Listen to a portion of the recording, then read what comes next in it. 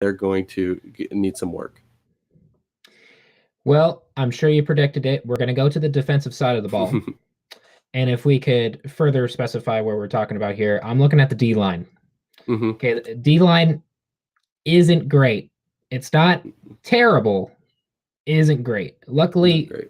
Luckily, the coaches from Wyoming coming in had, I believe, the 10th ranked rushing defense in the nation Yeah, they had last a year. great defense. So that gives me some hope for this D line, but I know right out the gate it's not looking good. Look, we had about a little over 20 sacks last season collectively.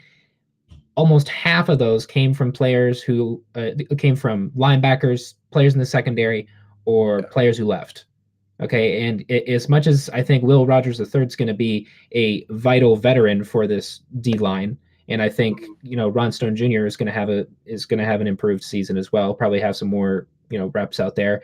It's just not enough to pace this defense in the right way. I mean, the secondary has its issues of its own, but this D line, we're going to need some big stops on third down and fourth down against some of these teams, and they're going to struggle right out the gate. I hope they prove me wrong, but they're not off to a great start. Yeah, they've definitely been missing the days of Hercules Mataafa and Frankie Those were the days. Just wreaking havoc. And I'm going to take a bit of a unique approach here, and I'm going to say that they're big inexperience, just kind of all across the board. Obviously just inexperience in the system. This is a terrible year to have a new coach and to have a new quarterback. It's no fault of their own, but it's just a tough year to try to implement that new system. Whoever ends up getting the starting job, they're getting thrown into the fire with a shortened off season and a weird season. And I think no fans is really going to impact a guy who hasn't really played before. It could help, but I think it's gonna be weird. It's gonna be awkward. Another thing, they lost 10 starters.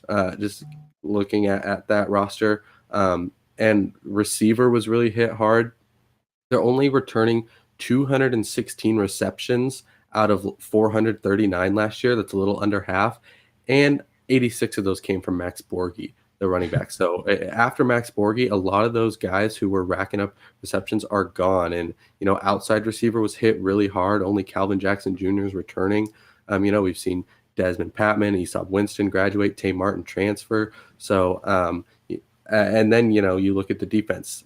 Like you mentioned, some guys on the D-line that have left. The secondary has been hit pretty hard by guys not returning. So it's just, in a normal year, I think this is something they could fight through and they could figure it out with spring ball and season. And then we'd be focusing a lot more on the D line. But in this season where it's really weird and it's shortened and Rolo hasn't been able to coach a practice on the field yet, and it's almost October, I think the inexperience is going to be the biggest hurdle for this team to succeed this year. Well, bringing it back to the D line a little bit, it doesn't only come down to inexperience, which I do think that's going to be an obstacle for WSU to overcome, not only in the receiver department, D line, but I mean probably in the quarterback department as well. We don't we don't have that transfer savior. It seems like this year we might have to get a younger guy back there, but with the D line, it reminds me a lot of our NFL team in the state, Seahawks. Okay, let's look at their pass rush, which is atrocious. Okay, and they still end up winning games, which shout out to them. But they're resorting to all pro safety Jamal Adams to support this pass rush. Okay, they're losing pass coverage to try to help out with this pass rush. Now, granted, Jamal Adams is a spectacular prototype safety, but the point being is, do you want Skylar Thomas doing that? Do you want some true freshman safety that may or may not play to come and do that? It just doesn't make sense, especially in the Pac-12 where I brought it up earlier with Oregon's O-line. We're not getting past that O-line consistently.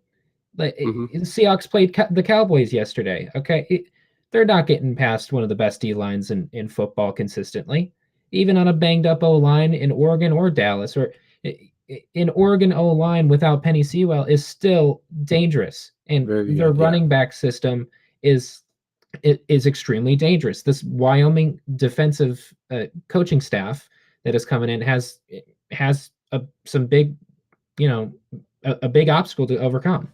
Hmm. Yeah.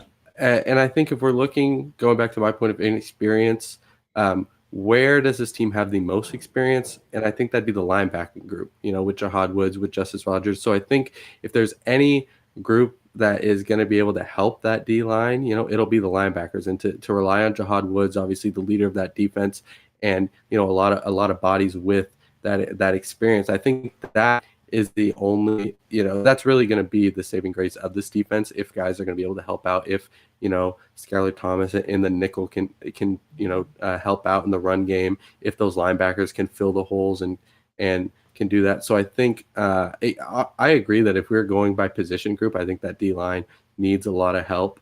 But I just think inexperience is going to be a bigger issue just across this whole team on the D line as well, but just everywhere. And I think bringing it back to, I mean, a first year quarterback, this is not the year that I would want a first year quarterback to be in. And if we're looking back, you might say we've had a first year quarterback before, but Anthony Gordon was here in that offense for 4 years. Minshew had started before, so this isn't going to be the same type of first year quarterback. This is a guy taking his first collegiate snaps ever in his lifetime. And so it could be a rough year if that inexperience shows on the field. Hopefully it doesn't. As we said, we've got some